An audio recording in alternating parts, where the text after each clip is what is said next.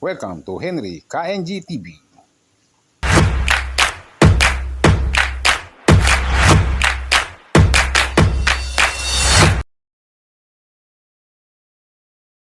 Good morning po. Ngayon po, dito naman ako magsisimula sa likod na to. Ayan. Medyo makapal po dito at saka dun sa likod ng Marcos Feeding. Bali, dalawa na lang po yung gawin ko. Eto. Mabilis naman po ito kasi po konti lang po itong makapal na damo na to. Kayang-kaya na po yan. Ang ginawa ko po ay iniksan ko na lang yung aking talim na gagamitin. Tapos po nito, kapag mainit na, pahinga po muna. Ang gagawin ko naman po nun, lalagyan ko na po ng lupa yung mga plastic na yun. Yung mga plastic na yung empty bottle na yun ng mineral.